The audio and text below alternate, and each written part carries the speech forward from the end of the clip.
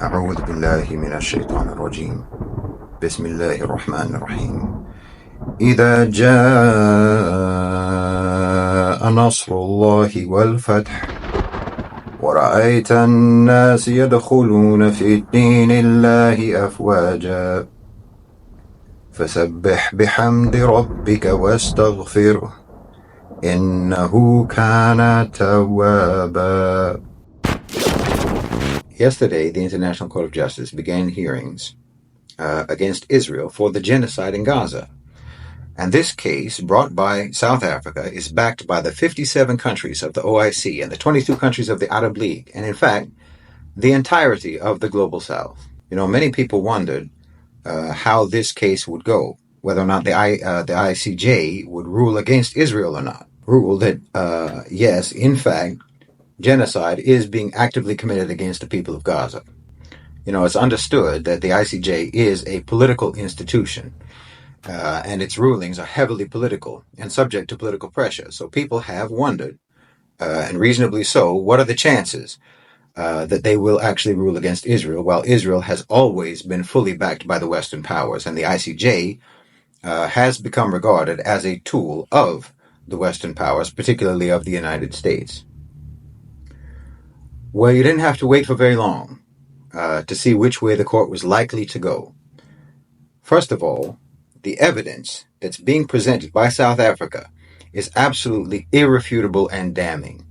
Their case is supremely well evidenced and meticulously detailed, and literally cites the genocidal words of Israeli officials themselves, including Netanyahu himself, and directly connects those words with the actions of the Israeli military in Gaza. So it's absolutely a devastating case, and it's impossible, frankly, to argue against it. Certainly it's impossible to argue against it with any degree of seriousness or with any comparable standard of evidence and reason as is being presented by the prosecution. Just from the first day of testimony, Israel and the United States were completely and immaculately defeated. And if you had any doubt that they realized this, that Israel and the United States realized this, then there's nothing that could have proved it more than what the U.S. did later that day, that evening, in fact, that same evening. They attacked Yemen. They attacked Yemen because they knew that they were going to lose in the International Court of Justice. This is a very desperate, very pathetic form of doubling down. Imagine, their response to the irrefutable proof of genocide in Gaza is to escalate and to expand the violence, to defend the genocide. They cannot defend the genocide in court, so they decided to compound the brutality by spreading it. They defend carnage by means of carnage. That's the American way. They've lost the support of the world because they lost the awe of the world. They lost the respect of the world. And they lost the fear of the world. They're backed into a corner in the world court, and they're being exposed. And they're being ensnared by the very system that they created. The system that they created to protect their impunity and to prosecute their opponents. The mechanisms of law that they constructed to oppress and to persecute and to immunize themselves is now being turned against them. So they resort to what they always resorted to. They resort to what they created that whole system to enable them to do, which is savage, primitive, brute force and violence. The layers are being peeled away. The veneer is being stripped off. You know, America has been king of the hill for all these years. And they're being pulled down that hill. And not only that, the hill itself is pulling them down. And all they can do is lash out. I'm telling you, what we're seeing right now is a victory. Their vicious, barbaric instincts are only accelerating their downfall. By attacking Yemen, they're just showing the world, and showing the world court, that yes, it is genocide in Gaza. And it is genocide in Gaza because we think our capacity for violence makes us superior, makes us supreme. And our capacity for violence entitles us to be violent. And so what? What are you going to do about it, world? Because what were the Houthis doing except trying to stop the genocide? They weren't doing anything but enforce a blockade against a criminal regime, a terrorist regime, a genocidal regime. So how are you going to punish them for that? Except that you are criminal and terrorist and genocidal yourself. Well, look, nobody is with them. I mean, their coalition against Yemen fell apart weeks ago, and no one joined them in their airstrikes except the UK. The whole world has left them. Even Western countries don't want any part of this. They're just making it worse on themselves. We are literally witnessing an American meltdown. And I believe, very importantly, that this is also because the owners and controllers of global financialized capital are abandoning them. America hollowed itself out for decades. They transferred power and authority to the private sector. And now they're being left empty. And there's nothing left but those barbaric instincts and violent tendencies. And they're being isolated. And their own instincts, their own tendencies, are just isolating them further. They think that they can act like they used to act, do what they used to do. But you see, this was only ever possible in the past because the world was willing to capitulate. It was only ever possible because the world acquiesced. And the world only ever capitulated and only ever acquiesced because they didn't have any other options. That isn't the case anymore. And the case in the international court demonstrates that. While this case could never have been made 30 years ago, or 20 years ago, or 10 years ago, or even 3 years ago. I mean, the case never would have been accepted. It never would have been heard by the court. The case for genocide certainly could have been argued for 75 years. In fact, it could have been argued for a century, but the court would never have allowed it. The court would have never heard it before now. The very fact that this case is being heard and was initiated by BRICS, supported by the OIC, supported by the Arab League and the whole global South, demonstrates that America's time is up. Let me tell you how their barbaric instincts are being used against them. They are attacking Yemen because how is Yemen going to retaliate? The Houthis are not going to do anything but retaliate against who they can retaliate against, which is going to be American and British commercial vessels, Western vessels in the Red Sea. They were only targeting Israeli ships, but now, very likely, they will consider any Western vessel as a legitimate target.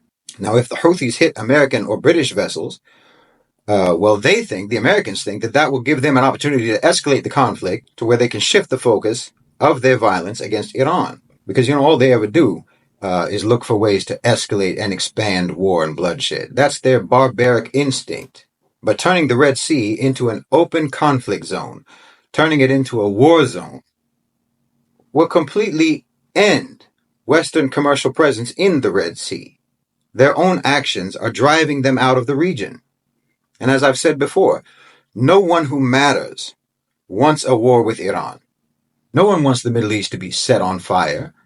And no one who matters is going to go along with this.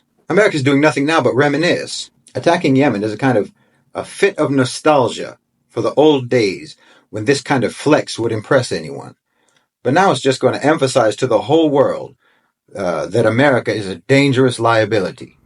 And there's no benefit in trying to appease or placate them. They're taking one wrong action after another. It's like watching Joe Biden try to go up a flight of stairs or ride a bicycle. They can't do anything right, and they can't read the room. The Middle East, the region, and in fact, international relations generally, by and large, because of BRICS, is returning to being an organized, cordial, intelligent conversation between nations.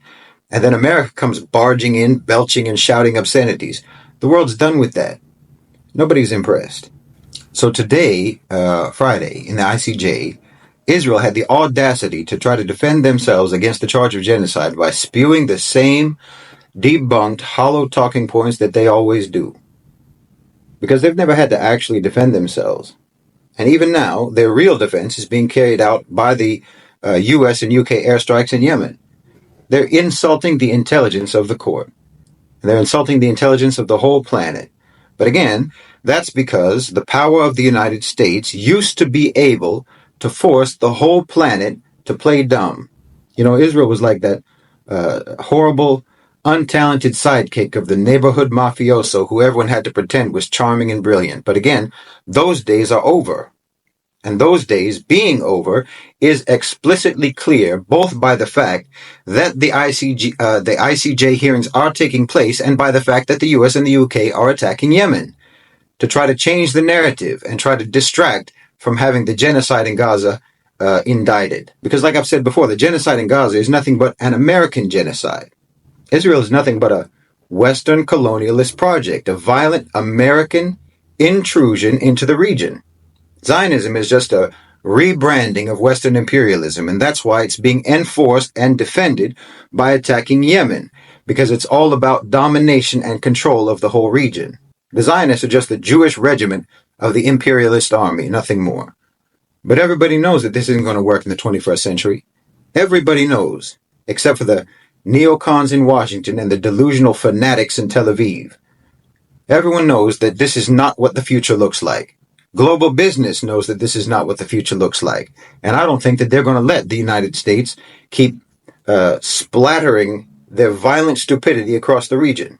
No, the center of gravity is moving from the West to the global South, and it's moving from the uncivilized world to the civilized world.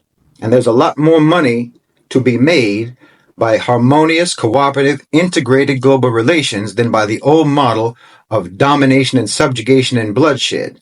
You see, the war economy of the United States, the so-called military-industrial complex, as the main management strategy and the driver of the domestic economy, that being allowed was dependent on the fact that the domestic economy of the United States, domestic prosperity in the United States, was important to the owners and controllers of global financialized capital. Back in the day, when companies and the financial elites were bound by national borders and subordinate to the state.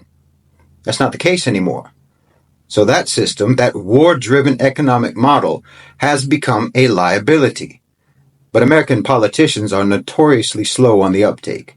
Politicians in Washington are like a cartoon character who runs off a cliff and just floats there suspended for a second, realizing too late that there's no earth beneath his feet. And then they'll go plummeting down into oblivion. They've run out of road. They just don't know it yet. But meanwhile, the rest of the planet is already moving at pace down a highway that nobody in Washington ever even realized had been built. Oh yes, this is a victory.